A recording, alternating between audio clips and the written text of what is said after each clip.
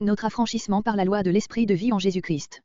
La condamnation qu'entraînait le péché est supprimée dans toutes ses conséquences pour ceux qui sont en Jésus-Christ, car ils ont passé de la domination du péché et de la mort à celle de l'esprit de vie en Jésus-Christ.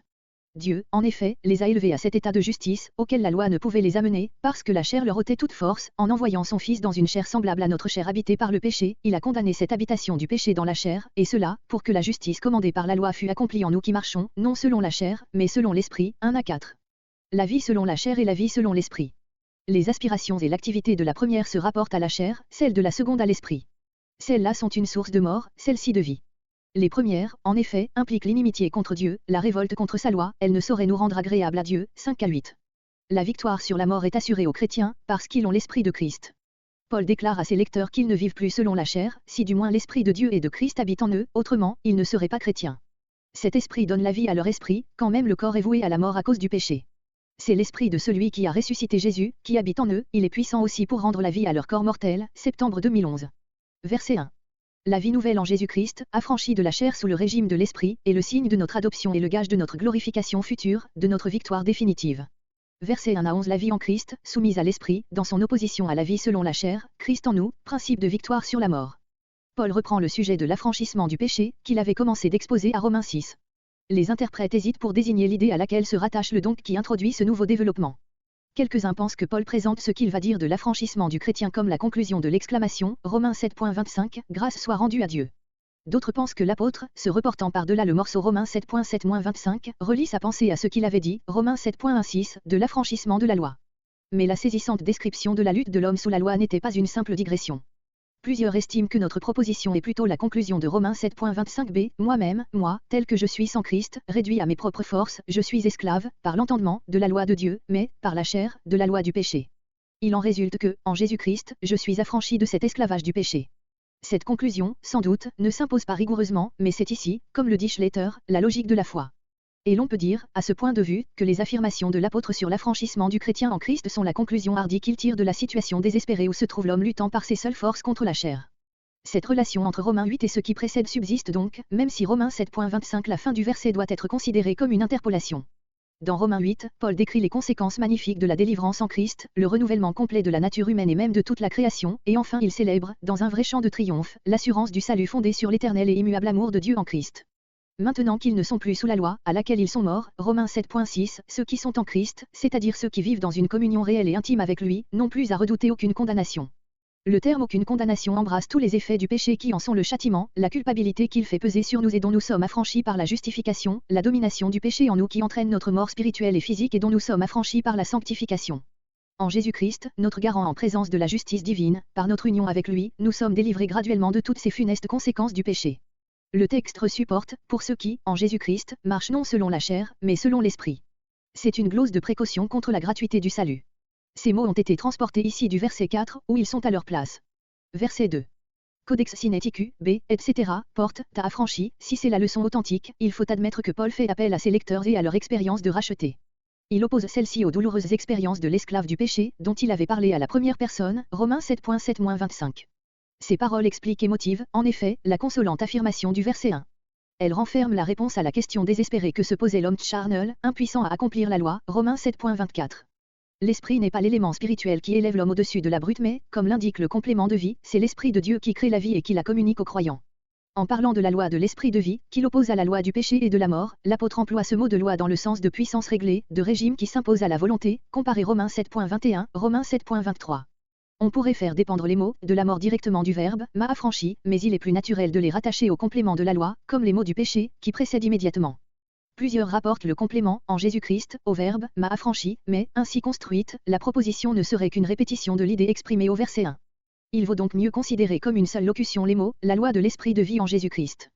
C'est en Jésus-Christ que la loi de l'esprit de vie a été manifestée au sein de notre humanité, c'est par lui qu'elle est devenue le moyen d'affranchir l'homme de la loi du péché et de la mort.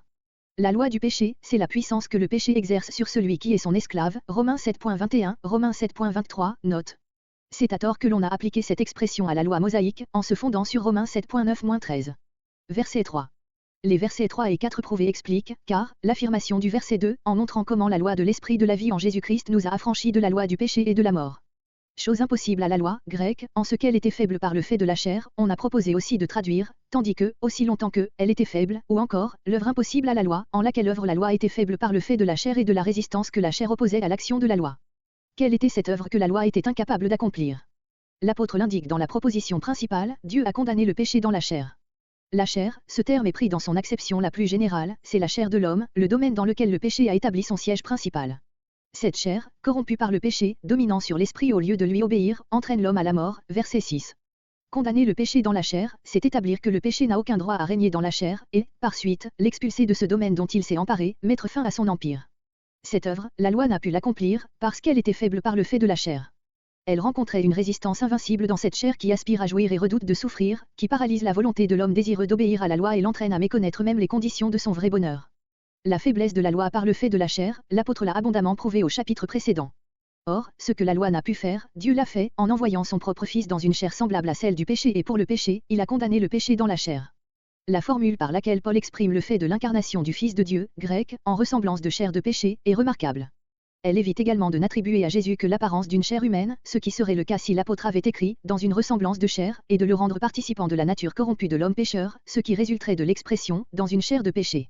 En disant « en ressemblance de chair de péché », l'apôtre enseigne que le Fils de Dieu a vraiment pris notre chair, avec ses besoins multiples, ses infirmités diverses, sa sensibilité, sa capacité de souffrir et de mourir. Cette sensibilité, qui est le propre de la chair, n'est pas mauvaise en soi.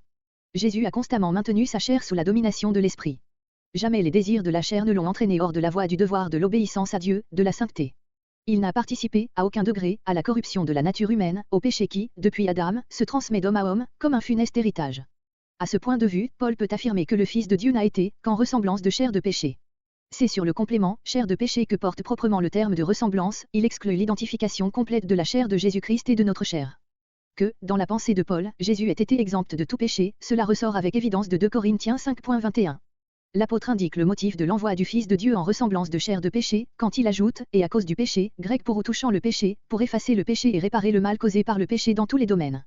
Cette locution pour le péché désigne quelquefois dans la version grecque de l'Ancien Testament une classe de sacrifices, les sacrifices pour le péché, Lévitique 7.37, Psaume 40.7, cité Hébreux 10.6. Il n'est pas probable que Paul l'ait prise dans ce sens très spécial, qui n'est pas indiqué par notre contexte. En effet, l'acte par lequel Dieu a condamné le péché n'est pas, comme l'ont pensé beaucoup d'interprètes, le sacrifice de la croix. Pour attribuer cette pensée à l'apôtre, on est obligé de considérer le participe, en envoyant, comme désignant un fait antérieur à celui que mentionne la proposition principale, Dieu a condamné le péché. Cela serait peu conforme à la syntaxe grecque. Il faut voir plutôt, dans l'acte exprimé par le participe, le moyen par lequel s'accomplit l'acte exprimé par le verbe. D'ailleurs, s'il n'en était pas ainsi, l'apôtre ne dirait pas par quel moyen Dieu a condamné le péché, il faudrait sous-entendre cette idée essentielle, en livrant son Fils pour nous à la mort de la croix. Sans doute, la condamnation du péché, dont parle l'apôtre, fait penser à la démonstration de la justice divine en celui que Dieu a exposé comme moyen de propitiation dans son sang par la foi, Romains 3.25.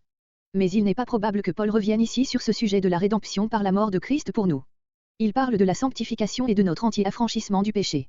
L'expression « Dieu a condamné le péché dans la chair » doit être prise au sens large, comme le terme de « condamnation » au verset 1, elle implique la réparation de toutes les conséquences du péché. Dès lors, il est plus indiqué de considérer la condamnation du péché dans la chair comme un effet de l'incarnation du Fils de Dieu. Dieu a condamné le péché, en envoyant son Fils dans une chair semblable à celle du péché, car il a ainsi mis ce Fils en mesure de réaliser la sainteté parfaite dans une vie humaine, de montrer qu'il est possible de vivre sans péché dans la chair, de triompher de toutes les tentations dont la chair est la source ou l'occasion, Hébreux 4.15. En fournissant aux hommes cette démonstration, dans la vie terrestre de son Fils, Dieu a condamné le péché dans la chair, d'une manière plus éclatante et plus efficace qu'il ne l'avait fait par la loi, dont la lettre morte ne présentait qu'un idéal abstrait. Il a établi aux yeux de tous que le péché n'a pas de droit à régner dans la chair, qu'il n'est pas une nécessité inhérente à la nature de l'homme. Ce grand fait moral d'une vie humaine sainte s'impose dès lors, comme leur idéal, à ceux qui sont en Christ et se réalisent en eux à mesure que la loi de l'esprit de vie en Jésus-Christ les affranchit de la loi du péché et de la mort. Verset 4. Le but de Dieu, en condamnant le péché dans la chair par la vie sainte de Jésus-Christ, verset 3, est énoncé en ces termes, grecs, afin que la juste ordonnance de la loi, c'est-à-dire tout ce que la loi ordonne, avec justice, fût accompli en nous. L'apôtre ne dit pas, par nous, qui marchons non selon la chair, mais selon l'esprit. La loi est accomplie dans la vie nouvelle, victorieuse des passions de la chair et sainte, que l'Esprit crée en nous, cette vie satisfait seule aux exigences de la loi, qui est spirituelle, Romains 7.14, en elle et reproduit le modèle parfait que nous offre la vie du Christ, Romains 8.29, Jean 17.19, 2 Corinthiens 3.18. L'Esprit est le Saint-Esprit, l'Esprit du Christ glorifié et non l'Esprit de l'homme. Le premier seul est la norme infaillible de notre marche, mais l'Esprit divin est présenté par l'apôtre comme s'unissant étroitement à l'Esprit de l'homme, comme habitant en lui et inspirant ses désirs et toute sa vie. Verset 5. Paul vient d'affirmer que le juste droit de la loi, verset 4, s'accomplit en ceux qui triomphent de la chair par la puissance de l'Esprit de Christ habitant en eux. Il prouve, car, cette affirmation, en montrant que la prédominance de la chair ou celle de l'esprit détermine les dispositions habituelles de l'homme, ses aspirations constantes, par là même tout son état moral et ses rapports avec Dieu. À cet effet, il trace, dans les versets 5 à 8, un parallèle entre ceux qui, grecs, sont selon la chair et ceux qui sont selon l'esprit. Pour bien comprendre ce parallèle et tout le développement qui suit, il faut remonter à la description que l'apôtre a faite à Romains 6, de notre affranchissement du péché dans la communion avec Christ mort et ressuscité. Comparez aussi les paroles de Jésus dans son entretien avec Nicodème, Jean 3. Les termes par lesquels Paul caractérise l'état moral de l'homme naturel, marcher selon la chair, verset 4, s'affectionner aux choses de la chair, verset 5, l'affection à la chair, versets 6 et 7, être dans la chair, verset 9, être redevable à la chair, verset 12, vivre selon la chair, verset 13, sont synonymes de ce qu'emploie Jésus quand il dit de l'homme irrégénéré, ce qui est né de la chair est chair. Et les termes opposés du parallèle, marcher selon l'esprit, s'affectionner aux choses de l'esprit, etc., correspondent à la déclaration, ce qui est né de l'esprit est esprit. Il est de la plus haute importance de bien saisir ce point de départ de la vie chrétienne et de la sanctification, qui est le même chez tous les hommes quels que soient leurs antécédents. Si le chrétien cherche à améliorer ou à purifier en lui le vieil homme avant d'avoir passé par la nouvelle naissance, il n'entreprend pas seulement une œuvre vaine et irréalisable, mais il court le danger, toujours renaissant, de retomber sous le joug de la loi, comme les Galates, son entreprise même est déjà la négation de la grâce. Le vieil homme ne peut pas être sanctifié, il faut qu'il soit crucifié, comparé Romains 6.6, c'est-à-dire livré à la mort par le renoncement à soi. L'esprit doit donc soutenir une lutte perpétuelle contre la chair et ses convoitises et cette lutte n'est que le côté négatif de la vie du régénéré, le côté positif, l'activité qui développe en lui la vie nouvelle, consiste à entretenir une relation constante avec celui qui est l'auteur et la source de cette vie, à recevoir toujours de nouveau l'esprit d'en haut. Régénéré par la grâce, il vit et croit dans la grâce et par elle. Also 100. Verset 6. Paul confirme et explique, car, l'opposition irréductible des deux affections mentionnées au verset 5, en montrant les buts opposés auxquels elles tendent et les résultats contraires auxquels elles aboutissent, la mort d'un côté, la vie et la paix de l'autre, comparé Galates 6.8. L'affection de la chair, l'affection de l'esprit, nous conservons ce terme faute d'un plus exact, on pourrait être tenté de traduire, la pensée de la chair, la pensée de l'esprit, si ce mot n'éveillait l'idée d'une activité purement intellectuelle, tandis que le mot grec désigne aussi une faculté morale, c'est à la fois le penser et le vouloir. De là vient que l'apôtre parlant au point de vue absolu de la régénération, voire la note précédente, ne dit pas seulement que l'affection de la chair donne la mort, mais qu'elle est déjà la mort spirituelle, qui devient définitive, si celui qu'elle atteint n'est pas réveillé de ce funeste sommeil. De même, l'affection de l'esprit ne produit pas seulement la vie et la paix, elle est déjà la vie et la paix, la vie impérissable dans la communion de Dieu, la paix qui naît du rétablissement de nos relations normales avec Dieu et du plein épanouissement, du fonctionnement harmonique de toutes nos facultés. Verset 7. Comparez Romains 5.10, Colossiens 1.21, Jacques 4.4. L'affection de la chair est inimitié contre Dieu, dans son essence, parce que l'homme dominé par elle rapporte tout à sa propre satisfaction et ne veut rien donner à Dieu. Il est Dieu, parce que Dieu est en droit de tout exiger de lui. Il ne se soumet pas à la loi de Dieu. Cette loi est spirituelle, elle est accomplie ou violée dans le cœur avant tout, elle suppose que l'homme aime la volonté de Dieu, or, comment l'homme pourrait-il se soumettre à cette loi tant que la disposition dominante de son cœur est l'inimitié contre Dieu? L'apôtre en a montré l'impossibilité. Verset 8. Être dans la chair, en son pouvoir exprime une déchéance plus grande que, être selon la chair, verset 6. La chair n'est plus seulement la règle de la vie, elle la constitue tout entière. À l'inimitié de l'homme charnel contre Dieu, répond la désapprobation, le déplaisir de Dieu, conséquence dernière de l'esclavage de la chair. Verset 9. Paul admet sans hésiter que les frères auxquels il écrit ne sont plus dans la chair. Mais, afin de prévenir de dangereuses illusions, il rappelle d'abord positivement, si vraiment, puis négativement, mais si quelqu'un n'a pas, la condition indispensable ou plutôt la cause efficiente de cet affranchissement de la chair, savoir la présence, l'habitation de l'Esprit de Dieu, de l'Esprit de Christ dans l'homme régénéré, comparé 1 Corinthiens 3.1, 1 Corinthiens 3.16. L'apôtre désigne le Saint-Esprit à la fois comme Esprit de Dieu et Esprit de Christ. En effet, Christ nous l'a acquis par son sacrifice, Galates 3.13, Galates 3.14, aussi Paul le nomme-t-il fréquemment l'Esprit de Christ, Galates 4.6, Philippiens 1.19. Cette identification de l'Esprit de Dieu et de l'Esprit de Christ, qui se retrouve aussi dans les discours de Jésus dans la chambre haute, Jean 14.16-26, Jean 15.18, Jean 15.26, nous instruit de la nature et des effets de notre communion avec le Christ glorifié et vivant. Parce que cette communion est la communion avec Dieu lui-même, elle est puissante pour accomplir l'œuvre de notre affranchissement et de notre sanctification, pour créer nous la vie nouvelle, qui est la vie de Christ lui-même, comparé Matthieu 28.19, 2 Corinthiens 13.13, Galates 2.20. Verset 10. Christ en nous, vivant en nous par son esprit, est la source de la vie spirituelle actuelle et sera l'agent de la résurrection de notre corps au dernier jour, verset 11.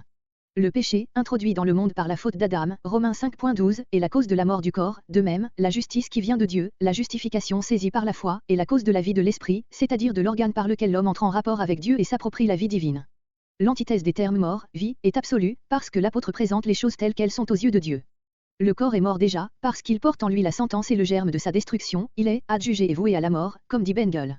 Mais, ajoute l'apôtre, afin de confirmer ce qu'il dit au verset 6, l'Esprit est vie et un jour Dieu, qui vous communique des ici-bas cette vie impérissable, vivifiera aussi votre corps, afin d'arracher au péché ce dernier trophée de sa victoire. Verset 11, comparez Jean 6.54, Jean 6.57. La seconde affirmation, l'Esprit est vie, n'est pas moins absolue que la première et il ne faut pas l'affaiblir en traduisant, l'Esprit est vivant, ce qui pourrait s'entendre de son existence naturelle actuelle, tandis que l'apôtre veut dire que nous possédons la vie divine à cause de la justice de Christ. Le croyant a été revêtu de cette justice qui permet à l'Esprit divin de s'unir à notre esprit pour lui communiquer la vie éternelle. D'autres pensent que la justice désigne ici la sainteté communiquée aux croyants, cette interprétation renverse l'ordre des faits, la sainteté n'est pas la cause, elle est le fruit de la vie de l'Esprit. On a proposé aussi d'entendre les mots « le corps est mort » dans un sens moral, de la mort au péché, comme dans Romains 6.2, Romains 6.11, mais le verset suivant, qui parle de résurrection, dans le sens propre du mot, ne permet pas cette interprétation. Verset 11. L'apôtre présente la doctrine de la résurrection dans un rapport intime et vivant avec le renouvellement spirituel qui s'opère des ici-bas dans le croyant. Jésus lui-même a été déclaré Fils de Dieu avec puissance selon l'Esprit de sainteté par sa résurrection d'entre les morts, Romains 1.4, comparez 1 Pierre 3.18, 1 Timothée 3.16. Cet esprit de sainteté et de vie, qui était en lui, a vaincu la mort, salaire du péché. Il n'était pas possible que le saint fût retenu par elle, acte 2.24. Or ceux qui lui sont unis par une foi vivante, sont faits participants du même esprit, de l'esprit de celui qui a ressuscité Jésus d'entre les morts et ils possèdent ainsi le gage assuré d'une résurrection semblable, bien plus, ils ont déjà la vie qui triomphera même de la mort du corps, quand le Créateur Tout-Puissant donnera à cette vie son plein développement, quand il vivifiera vos corps mortels. Telle est la source de la résurrection d'entre les morts, 1 Corinthiens 6.13, 1 Corinthiens 6.14, 2 Corinthiens 4.14, comparez Jean 5.21-29, Jean 6.54. Jésus-Christ est la leçon de Codex Sinaiticus, A, C, D. B porte Christ. Les derniers mots du verset sont, d'après B, D, majuscule, version, à cause de son esprit, Codex Sinaiticus, A, C, porte, par le moyen de son esprit. La première leçon se recommande par le fait qu'elle sauvegarde la conformité avec les expressions du verset précédent, qui est intentionnelle, à cause du péché, la mort, à cause de la justice, la vie, à cause de l'esprit en nous, la résurrection. Verset 12. La mortification du corps, obligation qui découle de notre affranchissement de la chair. Nous ne devons plus vivre en obéissant aux inspirations de la chair, ce serait nous vouer à la mort. Détruire, avec l'aide de l'esprit, les pratiques du corps, c'est saisir la vie, décembre 2013. Fils et héritiers de Dieu. Ceux qui obéissent à la direction de l'esprit sont fils de Dieu. Preuve en soit l'expérience des chrétiens, ils ne sont pas des esclaves tremblants, mais ils se sentent adoptés de Dieu et lui donnent le tendre nom de Père. L'Esprit leur rend le témoignage qu'ils sont héritiers de Dieu et cohéritiers de Christ, à condition de partager ses souffrances pour être aussi associés à sa gloire, 14 à 17. Versets 12 à 17 affranchis de la chair, mortifiant le corps, les chrétiens sont fils et héritiers de Dieu. Les versets entre 12 et 13 paraissent au premier abord interrompre la description des grâces que l'Esprit de Dieu et de Christ apporte à ceux en qui il habite. Cette description, commencée au verset entre 10 et 11, sera reprise au verset 14. Avant de parler du suprême privilège du chrétien, celui d'être fils et héritier de Dieu, l'apôtre rappelle que la vie de l'Esprit se développe seulement chez celui qui, par une obéissance constante à la direction de cet Esprit, se soustrait à l'action de la chair. Il présente cet affranchissement sous forme d'exhortation indirecte, puisque nous avons été affranchis par l'esprit de la domination de la chair, versets 3 et suivent, et puisque le corps même est destitué à être arraché à la puissance du péché et de la mort, nous avons une obligation qui est non de vivre encore selon la chair, mais de faire mourir par l'esprit les actions du corps, verset 13. L'espérance de la résurrection du corps devient ainsi pour le chrétien un motif puissant de se préserver de toute souillure, de la chair aussi bien que de l'esprit, 2 Corinthiens 7.1, Colossiens 3.4, Colossiens 3.5. Verset 13. Vous devez mourir. Le verbe grec exprime la perspective déjà actuelle de cette conséquence d'une vie selon la chair, vous êtes voué à la mort. On s'attendait à trouver ici la reprise de la proposition commencée au verset 12, nous sommes redevables, non à la chair, mais à l'esprit. Comme s'il avait énoncé cette dernière pensée, qui allait sans dire, l'apôtre continue, mais si, par l'esprit, vous faites mourir les actions, ou, les pratiques, du corps, vous vivrez. D'après la leçon la plus autorisée, il substitue le corps à la chair, dont il était question dans versets entre 12 et 13, peut-être parce que, en disant « vous vivrez », il pense déjà à la résurrection qui transformera notre corps matériel en un corps spirituel, verset 11. C'est en vue de ce but glorieux qu'il exhorte les chrétiens à sanctifier leur corps.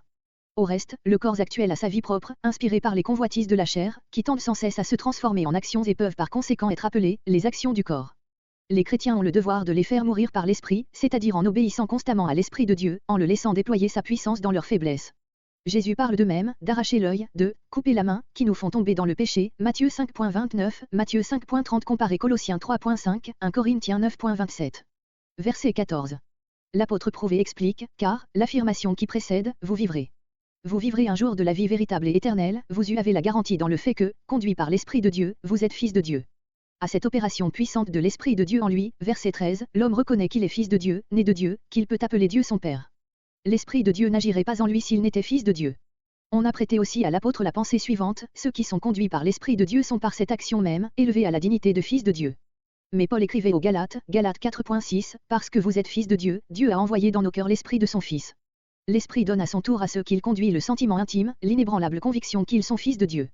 C'est la couronne du vainqueur, c'est une grâce plus éclatante que celle de faire mourir par l'Esprit les actions du corps.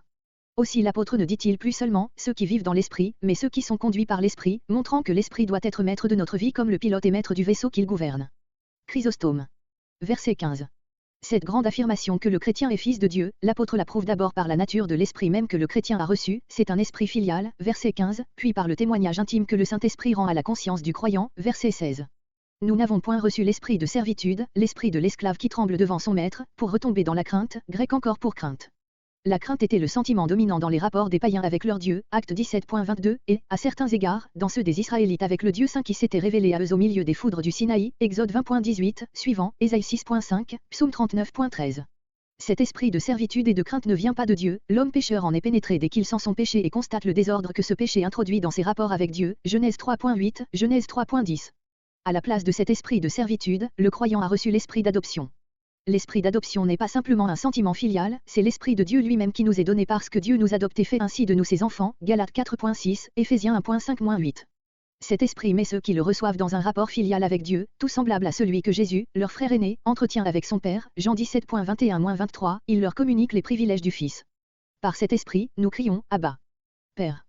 Il nous inspire l'absolue et inaltérable confiance qui nous est nécessaire pour donner à Dieu, en tout temps, ce nom de Père, sous lequel Jésus l'invoquait dans sa plus grande détresse, Marc 14.36. Après avoir achevé l'œuvre de notre rédemption, Jésus disait à ses disciples, « Je monte vers mon Père et votre Père, vers mon Dieu et votre Dieu », Jean 20.17. L'apôtre, bien qu'écrivant en grec, conserve le mot araméen, Abba, parce que ce mot, de sa langue maternelle, évoquait pour lui les plus doux souvenirs. Ces deux syllabes étaient les premières que le petit enfant balbutiait en s'adressant à son père, le mot n'a pas d'autre étymologie. Il est possible aussi que ce terme araméen ait été employé dans les prières de l'Église primitive, même chez les Grecs. Plusieurs termes araméens se sont ainsi introduits dans le langage religieux des églises grecques, Amen, Roséne, Alléluia. Pour les néophytes grecs, on ajoutait au nom araméen, Abba, le terme grec, Père. Verset 16.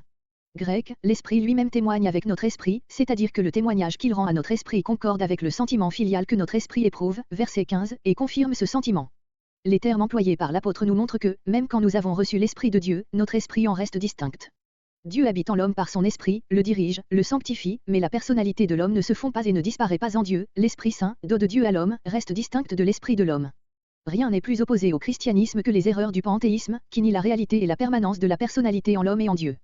Le terme d'enfant, substitué à celui de « fils », qui exprimait, au verset 14, la dignité de « ceux qui sont conduits par l'Esprit », a quelque chose de plus intime et fait sentir toute la force du lien de vie qui nous unit à Dieu. Verset 17. Dans le sentiment de son adoption, le chrétien trouve le gage de sa gloire future. Enfant du Père céleste, il sera nécessairement son héritier. Dieu, sans doute, ne meurt pas et ne laisse pas ses biens à des descendants. Être héritier de Dieu, c'est, pour l'homme, avoir part à sa vie, à sa gloire, à son règne, c'est être réintégré dans la position de roi de la création qui lui avait été assignée d'abord et dont il a été privé en devenant pécheur et charnel, Genèse 3.17-19. Mais à tous les degrés de sa rédemption et de sa glorification, l'homme n'est rien sans Christ, c'est par Christ seulement qu'il a droit à cet héritage du Père, dont Christ a déjà pris possession, Matthieu 28.18, Romains 1.4, Philippiens 2.9-11, Éphésiens 4.10, en d'autres termes, il n'est héritier de Dieu que parce qu'il est cohéritier de Christ, qui veut bien partager avec lui tous ses privilèges, Luc 22.28, Luc 22.29. Le chrétien voit dans ce titre magnifique quelle est la grandeur de son héritage, il est fait égal à Christ, verset 29. De plus, dans la succession d'un Père terrestre, chacun des enfants ne reçoit qu'une partie, l'héritage céleste, au contraire, semblable à la lumière du soleil que chacun reçoit pleinement sans en rien noter aux autres, est destiné à tous dans son indivisible totalité. Ce qui en fait l'essence, c'est l'amour éternel, et l'on peut dire de cet amour, avec infiniment plus de raison, ce qu'on a dit de l'amour maternel, chacun en a sa part et tout l'ont tout entier. Mais pour avoir part, avec Christ, à ce glorieux héritage, il y a une condition à remplir, marcher dans la voie des renoncements et des saintes douleurs, qu'il a suivi lui-même. Si nous souffrons avec lui. Sans cela, la chair et le sang ne peuvent hériter le royaume de Dieu. L'apôtre sait combien la chair répugne à cette condition de la souffrance, mais il sait aussi que, si notre vieil homme persiste dans son refus de suivre Christ en portant sa croix, il n'y a pour nous aucune perspective de participer à son héritage. C'est pourquoi il rappelle cette indispensable condition. Mais si la souffrance est un moyen de sanctification dont nul ne peut se passer, Dieu prend soin de la dispenser à ses enfants selon qu'ils en ont besoin et il leur donne avec l'épreuve la force de la surmonter, 1 Corinthiens 10.13. Si la souffrance est inséparable de la vocation du chrétien ici-bas, celui qui en est exempt a lieu de se demander s'il suit Jésus-Christ dans la voie où il a marché et de craindre qu'il ne puisse parvenir à sa gloire, qui ne s'obtient que par une sainte conformité à sa vie dans la souffrance. Au contraire, le fidèle voit se resserrer les liens qui l'unissent à Christ et grandir l'assurance qu'il a du salut. 2 Timothée 2.8-13, 1 Pierre 4.13. L'idée que nous avons à souffrir avec Christ sert de transition aux développements qui vont suivre. Verset 18. Les souffrances du temps présent et les soupirs de la création, des croyants et de l'esprit. Les souffrances comparées à la gloire.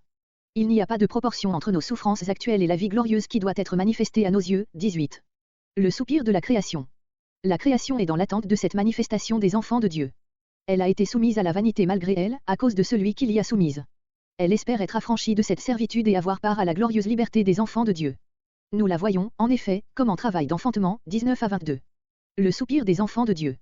Nous aussi, qui avons reçu l'Esprit, nous soupirons après l'entière délivrance et l'entrée dans la gloire. Le salut est encore pour nous objet d'espérance et non de vue, mais nous l'attendons avec persévérance. 23 à 25. Les soupirs de l'Esprit. De même aussi, l'Esprit prie en nous par d'ineffables soupirs, quand nous ne savons ce que nous devons demander. Dieu, qui sonde les cœurs, reconnaît la pensée de l'Esprit, qui est conforme à sa volonté. 26, 27. La gloire finale assurée aux fidèles. Toutes choses concourent au bien de ceux qui aiment Dieu, de ceux qui ont été appelés selon son dessein éternel.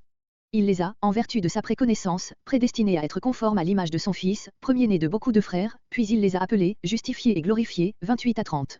L'apôtre montre, en effet, que les souffrances que le chrétien doit endurer avec Christ, pour être glorifié avec lui, verset 17, ne sauraient ébranler son assurance d'avoir part à cette gloire.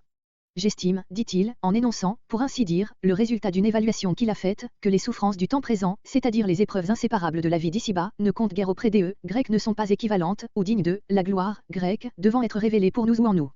La préposition grecque exprime le mouvement vers et l'entrée dans, cette révélation de la gloire, ne comprendra pas seulement notre transformation, mais celle de la nature, verset 21, elle sera donc plus générale que ne le donne à entendre la traduction, révélée, en nous.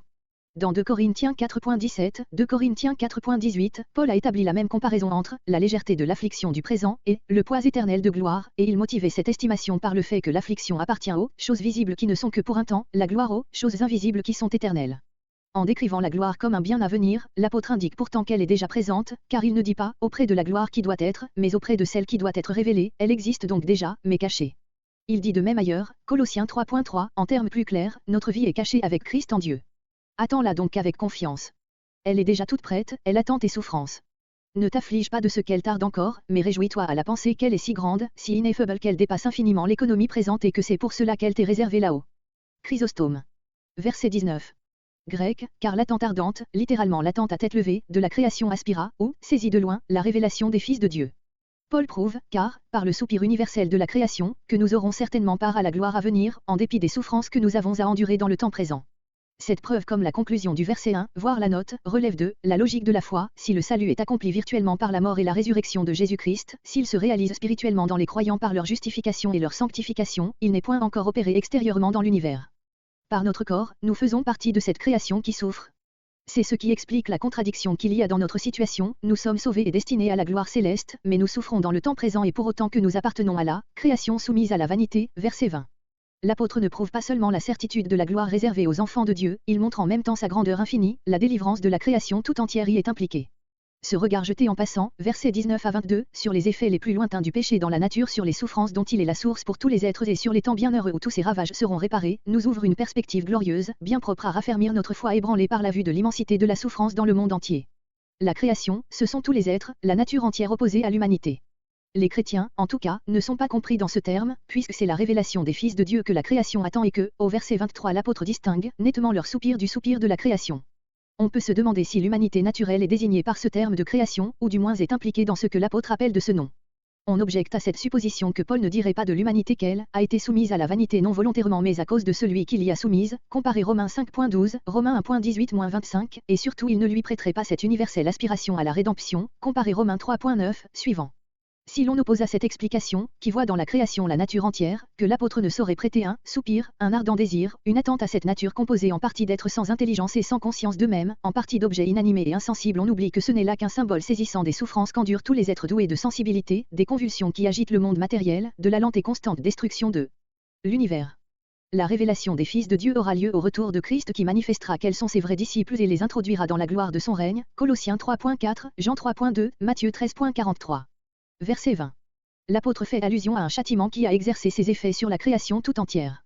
À l'origine, tout ce que Dieu avait créé était très bon, Genèse 1.31, conforme au dessein de Dieu, aux fins de l'homme, roi de la création et de tous les êtres que Dieu avait appelés à l'existence.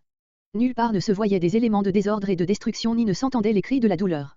Il n'en fut plus ainsi après la chute, Dieu maudit la terre souillée par le péché de l'homme, Genèse 3.17-19, c'est là ce que l'apôtre rappelle en disant que la création a été soumise à la vanité, c'est-à-dire à l'instabilité, à la dissolution, à la mort.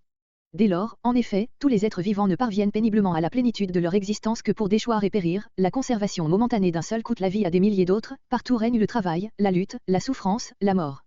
L'apôtre voit dans tous ces mots une conséquence du péché de l'homme, sa chute a causé une perturbation profonde dans l'œuvre parfaite du Créateur. Si la création a été soumise à la vanité, ce n'est pas volontairement mais à cause de celui qui l'y a soumise. Qui est-ce? Les uns répondent, Adam, par sa chute, ou, d'une manière plus générale, l'homme, en se livrant au péché. D'autres, Satan, en provoquant par la tentation la chute de l'homme. D'autres encore, Dieu, par le jugement qu'il prononça sur la création, Genèse 3.17-19. Cette dernière explication est conforme au récit de la Genèse, elle laisse intacte la puissance de Dieu, souverain maître de la nature, elle semble confirmée par le complément, la création a été soumise avec espérance, grec sur l'espérance, restant fondée sur elle. La principale objection qu'on peut lui faire, c'est l'expression à cause de, Dieu n'est pas la cause de la malédiction de la nature. Si l'on insiste sur cette tournure, on sera plutôt conduit à admettre la première explication proposée, qui est conforme à la parole adressée à Adam, la terre sera maudite à cause de toi, Genèse 3.17. Verset 21. La conjonction qui se lit en tête de ce verset, dans la majorité des manuscrits, peut se traduire par que ou par parce que. Avec la première traduction, notre verset indiquerait ce que la création espère, avec la seconde le motif qu'elle a d'espérer. Mais le texte adopté par la plupart des critiques, suivant Saint, D, etc., porte une autre conjonction, vu que ou en raison de ce que. La création elle-même, bien que composée d'êtres privés d'intelligence et de conscience, sera délivrée aussi, tout comme l'humanité, de la servitude de la corruption, c'est-à-dire qui vient de la corruption et consiste en un asservissement à cette corruption. L'accent porte sur la servitude, car l'apôtre lui oppose la liberté de la gloire des enfants de Dieu, il entend par là l'affranchissement de la nature et son association à la gloire des enfants de Dieu, le plein épanouissement de toutes les puissances de vie qui sont en elle. Quand ces puissances se déploieront complètement, la nature servira de théâtre à l'activité des enfants de Dieu parvenus à la gloire, à la splendeur de la vie bienheureuse et éternelle. Ce n'est pas toi seulement, mais ce qui t'est inférieur, ce qui est privé de raison et de conscience, qui aura part avec toi au bien à venir. La création sera délivrée de la servitude de la corruption, cela veut dire qu'elle cessera d'être corruptible, qu'elle participera à la même glorification que ton corps. Elle est devenue corruptible quand tu as été livré à la corruption, elle suivra de même ta destinée quand tu seras glorifié. Il en est d'elle comme de la nourrice d'un prince royal qui est associé à sa fortune, lorsqu'il monte sur le trône. Vois comment l'homme marche toujours en tête de tous les êtres et comment tout arrive à cause de lui. Vois comment l'apôtre console celui qui est engagé dans la lutte, en lui montrant l'amour infini de Dieu. Si la créature qui a été appelée à l'existence à cause de toi a le droit d'espérer, combien plus toi, puisque c'est pour toi qu'elle aura part à cette gloire.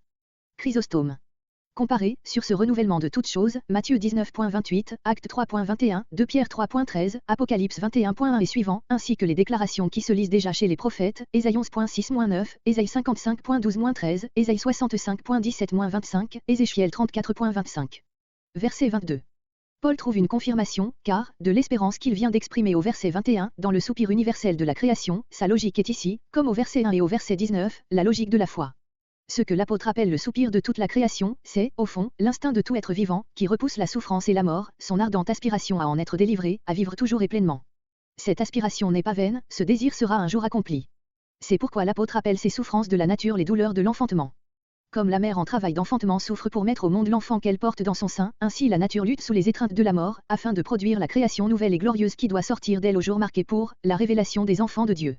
Si Paul semble prêter à la création un désir conscient d'être délivré de ses souffrances et même une volonté, verset 20, il faut peut-être voir dans son langage plus qu'une personnification poétique de la nature. Toute la création est liée par un rapport intime et mystérieux à l'humanité, qui en est le but et l'âme, c'est en elle que la création trouve sa conscience et l'organe par lequel elle fait entendre sa plainte. Cette idée paraît exprimée dans le texte au moyen de verbes composés, soupir avec, souffre les douleurs de l'enfantement avec, c'est-à-dire avec l'humanité qui endure consciemment les mêmes souffrances. Ceux qui n'admettent pas cette explication pensent que la préposition avec exprime simplement le concours de tous les êtres à ce commun soupir. Verset 23. La création n'est pas seule à soupirer, nous aussi qui avons les prémices de l'esprit, nous soupirons en nous-mêmes, malgré cette possession de l'esprit qui est le gage certain de notre glorification. Les prémices étaient, en Israël, les premières gerbes que l'on prélevait sur la moisson pour les apporter en offrande à l'Éternel, Lévitique 23.10. Il y a deux manières de comprendre l'expression, les prémices de l'esprit. On peut y voir un premier dos partiel de l'esprit, qui présage et prépare la communication de l'esprit dans sa plénitude. Mais l'apôtre ne parle pas d'une nouvelle et plus complète effusion de l'esprit.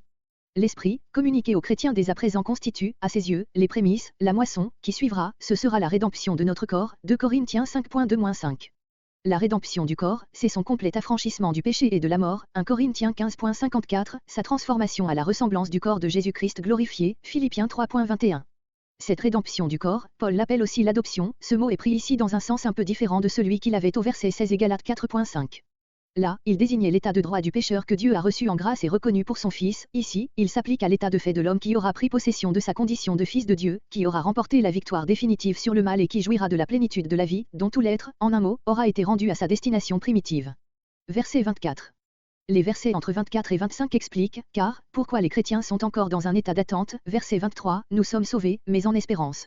Notre salut est accompli, il nous est acquis, mais nous ne le voyons pas encore. Il est l'objet de notre espérance.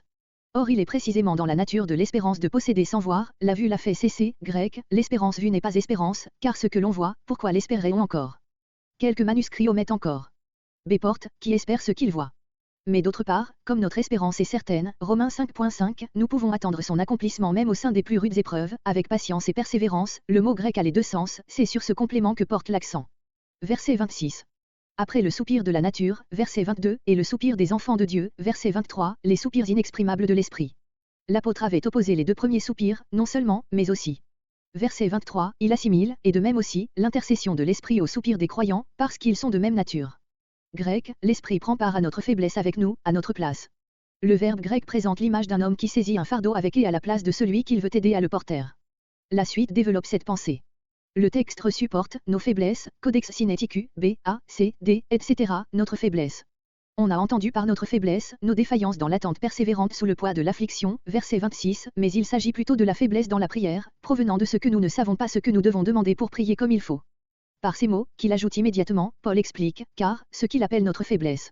Il dit littéralement, ce que nous devons prier, selon ce qu'il faut, nous ne savons pas. Notre ignorance est donc relative aux objets de nos requêtes, plutôt qu'à la manière dont nous devons prier. Paul lui-même nous en offre un exemple quand il demande à être délivré de l'écharde qui lui avait été donnée dans la chair, 2 Corinthiens 12.7. Jésus aussi a hésité sur ce qu'il devait demander à son Père, Jean 12.27. Mais voici le secours, l'Esprit de Dieu met dans nos cœurs la vraie prière. Quand l'apôtre dit « l'Esprit lui-même intercède », il ne veut pas dire qu'il adresse à Dieu une prière à notre place, sans notre participation, mais qu'il prie en nous, pour autant qu'il habite en nous. L'intercession de Jésus-Christ, verset 34, a lieu hors de nous, dans le ciel, auprès de Dieu, devant qui il se présente comme notre médiateur, Hébreux 7.25, Hébreux 9.11-12, Hébreux 9.24, Hébreux 10.11-12, mais l'action de l'Esprit s'exerce dans le cœur des fidèles, ainsi que le montre verset 27. L'Esprit se répand en eux, les anime de sa vie, les soutient dans leurs faiblesses, leurs craintes, leurs combats. Non seulement il dirige leurs pensées vers le Dieu de vérité et d'amour, mais quand, malgré son secours, ils s'égarent dans leur ignorance, succombent aux tentations ou sentent s'éteindre leur ardeur, il parle à Dieu du fond de leur être par des soupirs inexprimables, il crée en eux des aspirations qu'aucune parole humaine ne saurait exprimer. Verset 27. Celui qui sonde les cœurs, désignation du Dieu pour qui rien n'est caché, usité déjà dans l'Ancien Testament, 1 Samuel 16.7, 1 Roi 8.39, Psaume 7.10 etc.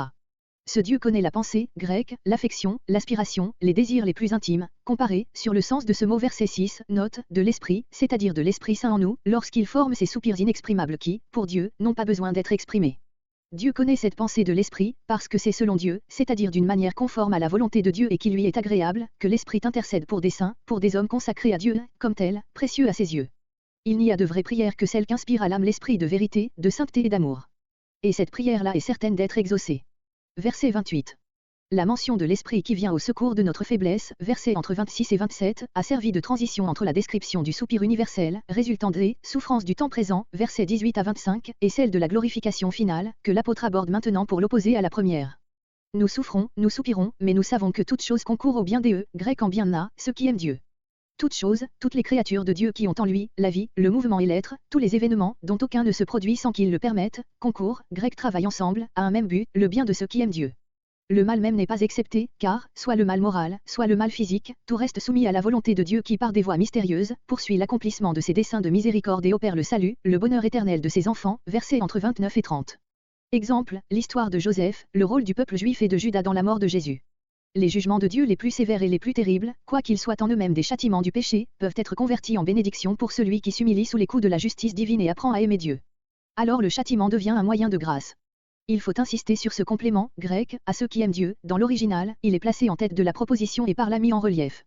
Il exprime l'indispensable condition morale que l'homme doit remplir pour avoir l'assurance que toute chose concourt à son bien. Tant qu'il n'est pas amené à cette fin de son être, aimer Dieu, il ne peut s'appliquer cette consolante vérité. Toutes choses, au contraire, doivent concourir au mal de celui qui refuse obstinément son cœur à Dieu. Mais qui sont ceux qui aiment Dieu? Ce sont ceux, grecs, qui sont des appelés selon le dessein de Dieu. En effet, les grâces dont ils jouissent, les bons sentiments qui remplissent leur cœur, leur amour pour Dieu, tout cela repose sur la grâce de Dieu qui les a appelés selon son dessein éternel. Le mot grec exprime l'idée d'un dessein arrêté à l'avance, suivant les uns, avant le moment de l'appel, suivant les autres, avant le temps, éternellement. Cette dernière explication est plus conforme à la pensée de l'apôtre, Éphésiens 1.3-10, Éphésiens 3.11, 1 Corinthiens 2.7. L'appel de Dieu ne se borne pas à une invitation extérieure par l'Évangile, il est une œuvre intérieure de la grâce, qui attire l'homme et l'amène à la foi, Romains 1.6, note, Romains 9.11, Éphésiens 1.11, 2 Timothée 1.9, etc. Verset 29. Les versets entre 29 et 30 indiquent la raison pour laquelle toute chose concourt au bien de ceux qui aiment Dieu, verset 28, pour laquelle, en d'autres termes, leur salut éternel est assuré, c'est que Dieu les a préconnus et prédestinés à ressembler à son Fils glorifié. Pour Dieu, préconnaître, ce n'est pas simplement prévoir, dans une prescience toute passive l'idée de prescience n'épuise pas la notion de préconnaître. Ce que Dieu connaît à l'avance existe déjà pour lui. Dans le langage de l'Écriture, la connaissance que Dieu a d'un être implique toujours une idée d'approbation, de faveur, d'amour, c'est comme objet de son amour que Dieu connaît les hommes, Matthieu 7.23, Matthieu 11.27, Jean 10.14, Jean 10.15, 1 Corinthiens 2.9, 1 Corinthiens 13.12, Galates 4.9.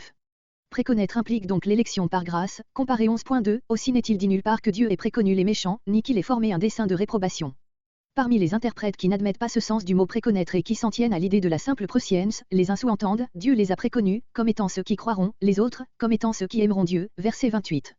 La première supposition serait seule conforme à la pensée de l'apôtre, car il n'enseigne pas que nous sommes sauvés par l'amour, mais par la foi, celle-ci, simple acceptation, n'ôte rien à la gratuité du salut. Mais il est encore préférable de ne rien sous-entendre du tout, après, ceux qu'il a préconnus, car dans ce passage où il veut montrer le ferme fondement sur lequel repose l'assurance de notre salut, l'apôtre n'envisage que les actes de Dieu et non les sentiments de l'homme. Après la préconnaissance, la prédestination. C'est le second anneau de cette chaîne de la grâce qui, partant des profondeurs du dessein éternel de Dieu, aboutit à la glorification des rachetés.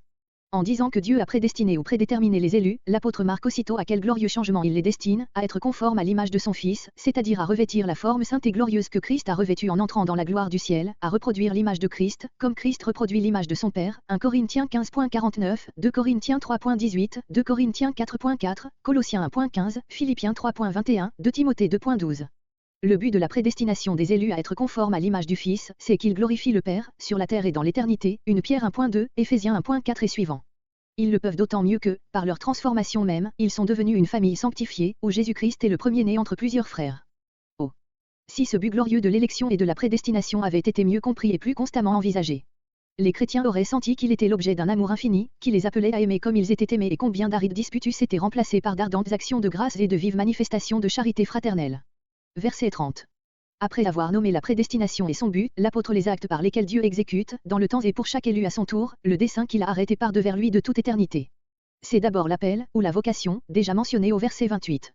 Jésus l'a décrit, Jean 6.44, comme l'action que le Père exerce sur les hommes pour les attirer au Fils. Cette action comprend l'œuvre de la loi, qui prépare l'âme pour Christ, Galates 3.24, le revoit de la conscience, les aspirations souvent douloureuses que les promesses de Dieu font naître dans le cœur du pécheur, jusqu'au moment où Jésus-Christ lui-même se révèle à lui comme le Sauveur, plein de grâce et de vérité. Alors s'ouvrent à lui les sources abondantes de la justification, cette grâce que l'apôtre a exposée dans toute sa richesse, Romains 3 à Romains 5, il les a aussi justifiés, il leur a appliqué individuellement la déclaration de justice, qui assure le pardon de leurs péchés à tous les croyants. Il leur a procuré ainsi la paix, après laquelle leur âme soupirait. Enfin l'œuvre divine s'achève par le triomphe définitif de la vie jusque-là cachée sous l'infirmité de la chair, par la glorification de tout l'homme, corps et âme, admis à habiter les nouveaux cieux et la nouvelle terre. Il est à remarquer que l'apôtre parle même de ce dernier développement au passé, comme d'un fait déjà accompli. C'est qu'à ses yeux, l'œuvre du salut, que Dieu, immuable dans sa fidélité, ne commence jamais pour la laisser inachevée, Philippiens 1.6, est déjà accomplie pour toute âme qui en a éprouvé les premiers effets. Jésus, notre Sauveur, a été glorifié déjà. Dans la glorification du chef, celle de tous les membres du corps est virtuellement accomplie, Éphésiens 2.6. Verset 31. Dieu est pour nous, il nous a fait don de son Fils. Il résulte des actes divins par lesquels s'est accompli notre salut que Dieu est pour nous, rien ne peut plus dès lors nous perdre, car en livrant pour nous son propre Fils à la mort, Dieu nous a garanti tout ce qui est nécessaire à notre salut, 31, 32. Plus que vainqueurs par l'amour de Christ, dont rien ne pourra nous séparer. Pour les élus de Dieu, il n'y a plus ni accusateur ni condamnation. Christ est mort et ressuscité et il intercède pour eux. Aucune épreuve ni aucune persécution ne pourra nous séparer de l'amour du Christ, dans toutes, nous sommes plus que vainqueurs par celui qui nous a aimés, 33 à 37. Triomphante affirmation de la certitude du salut final. Ni mort, ni vie, ni aucune créature quelconque, en aucun point de la durée ou de l'espace, ne pourra nous séparer de l'amour de Dieu en Jésus-Christ, notre Seigneur. 38, 39. Versets 31 à 39. Le salut assuré. Paul est parvenu au terme de l'ascension qu'il a faite avec ses lecteurs en leur exposant l'évangile de la grâce et en leur montrant, pour finir, versets 18 à 30, les motifs que le disciple de Jésus-Christ a d'espérer son salut avec une inébranlable assurance. Il jette un regard en arrière sur la route parcourue, puis donne un rapide coup d'œil au danger que le chrétien peut encore courir. Enfin, comme un homme qui tient une victoire certaine, il entonne un magnifique chant de triomphe. Que dirons-nous donc? C'est la conclusion que l'apôtre tire de ce qu'il vient de dire sur le dessein de Dieu, versets 28 à 30. À ce propos, grec par rapport à ces choses, la traduction, outre ces choses, ne se justifie pas, c'est-à-dire, au sujet du dessein de Dieu tout d'abord, puis de sa préconnaissance, de sa prédestination, de l'appel, de la justification et de la glorification, par lesquels il accomplit son dessein, à propos de toutes ces grâces que l'apôtre vient de présenter dans leur enchaînement admirable. Elles prouvent manifestement que Dieu est pour nous. Or, si nous jouissons de la protection du Dieu Tout-Puissant, qui sera contre nous? Voilà qui nous est comme une muraille d'airain, à savoir quand nous considérons qu'ayant Dieu propice, nous serons assurés contre tout danger. Il n'entend pas toutefois qu'il n'y aura rien qui nous sera contraire, mais il nous promet victoire contre toute manière d'ennemi. Calvin. Verset 32. Ce qui nous garantit que Dieu nous protégera en toutes circonstances, c'est le grand fait par lequel il nous a prouvé son amour, Romains 5.8. Dans l'expression « il n'a point épargné son propre fils », il y a une allusion à la parole que l'ange de l'Éternel adresse à Abraham au moment où il va sacrifier Isaac, Genèse 22.12. Abraham avait donné à Dieu ce qu'il avait de plus cher au monde, son fils, celui sur qui reposait la promesse. En l'immolant, il avait tout donné à Dieu, image faible mais juste de la conduite du Père Céleste lui-même, qui, pour sauver les pécheurs, donne son propre fils, expression qui fait ressortir l'insondable amour de Dieu. Paul tire de ce dos la conclusion bien justifiée, que pourrait-il encore nous refuser? Comment ne nous donnerait-il pas aussi gratuitement toutes choses avec lui? Son premier dos implique tous les autres. Voilà pourquoi il est impossible que rien soit contre nous, verset 31. Verset 33. Augustin, après lui, plusieurs interprètes ont proposé de ponctuer toutes les phrases qui suivent de manière à en faire des questions, qui accusera les élus de Dieu. Dieu qui les justifie. Et ainsi de suite. La seconde question serait chaque fois destinée à montrer l'absurdité de la supposition impliquée dans la première. Mais Dieu ne peut être conçu comme accusateur, même par hypothèse, et d'ailleurs devant qui intentreille l'accusation contre les élus. L'apôtre envisage, dans leur cause la plus intime, les doutes et les craintes qui peuvent encore assaillir le croyant, les péchés qu'il a commis et dont il ne peut effacer le souvenir. N'entraîneront-ils pas sa condamnation au jugement dernier, Romains 2.3-6. Mais qui donc se porterait accusateur contre lui, puisque Dieu est celui qui justifie, qu'il a résolu avant les temps notre justification et qu'il l'a parfaitement accompli en son Fils, Romains 1.16-17, Romains 3.21 et suivants. Verset 34. S'il n'y a plus d'accusateur qui ose s'élever contre le chrétien, il ne reste non plus de juge pour le condamner, puisque le juge lui-même, Romains 2.16, Acte 17.31, Jean 5.27 et suivants, Jésus-Christ, est celui qui est mort et a porté ainsi la peine qu'il aurait eu à prononcer sur les pécheurs, Romains 3.24, Romains 4.25. Notre condamnation serait en contradiction avec sa mort, bien plus encore, avec sa résurrection et avec le rôle d'intercesseur qu'il remplit pour nous auprès de Dieu. Il est mort, bien plus, il est ressuscité, il a non seulement donné sa vie pour nous racheter de la condamnation, mais il est revenu à la vie pour nous communiquer dans sa communion une vie victorieuse du péché et sainte qui nous arrache plus sûrement encore à la condamnation et à la mort, puisqu'elle est déjà la vie éternelle commencée ici-bas, Romains 6.23. En prenant place à la droite de Dieu, Jésus-Christ a assumé le gouvernement du monde que Dieu lui a remis, Psaume 110.1, Matthieu 28.18, 1 Corinthiens 15.25, Philippiens 2.9-11. Il agit dans la vie de ceux qui croient en lui et leur communique le Saint-Esprit, Acte 2.33. Dans l'intercession du Sauveur pour nous auprès de Dieu, quelques interprètes voient uniquement la continuation de son œuvre médiatrice et non la prière pour les siens. C'est une erreur, née d'un préjugé dogmatique et qui ne se fonde pas sur l'exégèse. En effet, le verbe grec, que nous traduisons par intercéder, signifie proprement rencontrer quelqu'un, lui parler, lui adresser une requête, une supplication. Il n'y a pas d'autre sens dans Hébreux 7.25, Hébreux 9.24. Le recours au divin intercesseur est particulièrement précieux au pécheur qui vient de tomber, 1 Jean 2.1, comparé Luc 22.32. L'intercession du Sauveur est en rapport aussi avec la communication de l'Esprit. En prenant congé de ses disciples, Jésus leur disait « Je prierai le Père, qui vous donnera un autre consolateur, afin qu'il soit éternellement avec vous l'Esprit de vérité. » Jean 14.16. Continuons donc à chanter avec action de grâce le beau cantique de Clotu. Oui, pour son peuple Jésus prie. Verset 35. Plein de confiance en Dieu qui justifie, verset 33, et pénétré de l'amour du Christ qui a donné sa vie et intercède pour nous, verset 34, Paul se demande, en troisième lieu, s'il reste quelque autre ennemi qui pourrait nous séparer de l'amour rédempteur dont Christ nous a aimés, porte l'amour de Dieu. Il pense à toutes les épreuves qui atteignent le fidèle ici-bas et spécialement aux persécutions sanglantes que les premiers chrétiens avaient à endurer de la part d'un monde hostile. C'est d'abord l'affliction, ou tribulation, et l'angoisse, grec l'état où le cœur est à l'étroit, qui en résulte, les deux termes sont associés aussi dans Romains 2.9. Il y ajoute, comme dans 2 Corinthiens 12.10, la persécution exercée par les autorités. Puis il mentionne la faim, la nudité, le péril, termes dont 2 Corinthiens 6.4, 2 Corinthiens 6.10, 2 Corinthiens 11.23-27 nous présentent le saisissant commentaire. Le glaive évoque l'image d'une exécution capitale. En écrivant ce mot dans sa lettre aux Romains, Paul mentionnait d'avance, comme le remarque Bengel, l'instrument du supplice qu'ils devaient subir dans leur ville. Verset 36.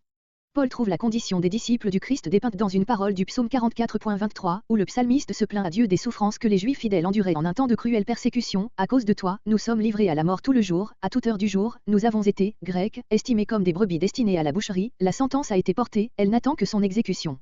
Ce psaume se rapporte aux circonstances particulières du temps où il fut écrit, mais l'apôtre, comme en général les écrivains sacrés, voit dans les événements du règne de Dieu, à une époque donnée, une prophétie de ce qui devait s'accomplir dans des temps futurs, parce que les mêmes causes produisent les mêmes effets. Si, déjà au temps du psalmiste, le peuple qui avait reçu la loi de Dieu était exposé à la haine et à la persécution, combien plus le seront aujourd'hui les disciples de celui qui est par excellence la lumière du monde, resplendissant dans les ténèbres et qui ne fut pas même accueilli par les siens. Jean 1.9-11. La haine du monde est toujours en proportion de la clarté et de la force avec lesquelles se manifeste la vérité de Dieu. Verset 37. Parler ainsi, en s'appuyant sur sa propre force, serait, de la part de l'homme, le comble de l'orgueil et de la folie. Aussi l'apôtre a-t-il soin d'ajouter, par celui qui nous a aimés. Il pense à Christ et non à Dieu, car l'aoriste, passé défini, nous a aimés, fait allusion à un acte par lequel cet amour s'est manifesté, le sacrifice de Christ sur la croix, comparé Galates 2.20. Christ, qui nous a témoigné un tel amour, fera tout ce qu'il faudra pour nous rendre plus que vainqueurs. Par cette expression, l'apôtre veut indiquer soit que notre victoire est une victoire triomphante et joyeuse, soit que l'épreuve se change pour nous en bénédiction. Romains 5.3-5. Verset 38. La question est toujours, qui pourra nous séparer de l'amour de Christ? Verset 35. C'est le seul malheur à redouter. Paul a répondu pour les souffrances que les hommes infligeant, versets entre 36 et 37.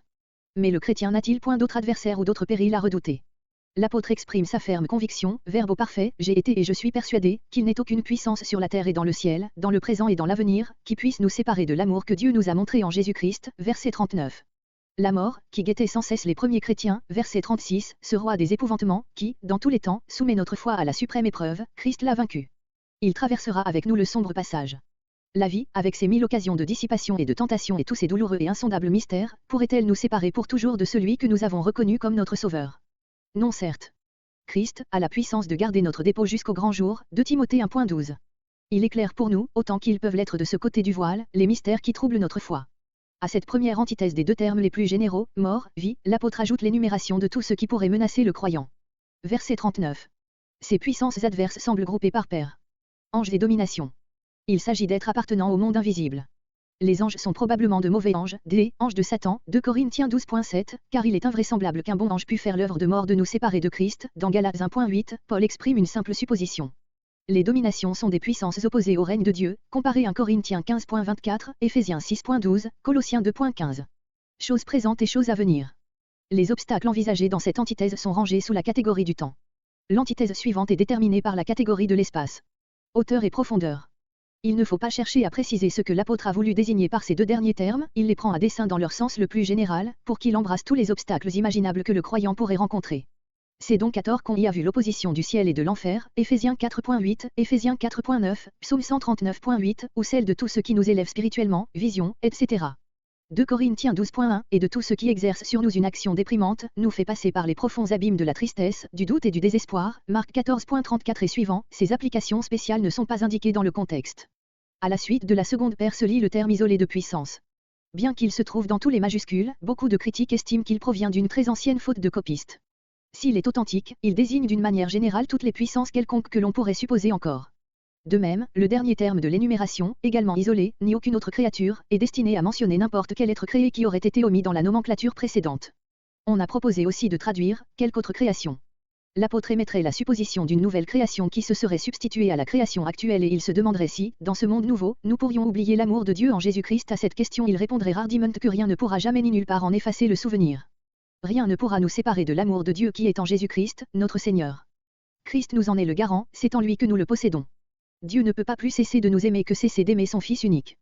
Gloire et louange à Dieu de ce qu'un pauvre pécheur peut célébrer en un tel langage l'assurance de son salut.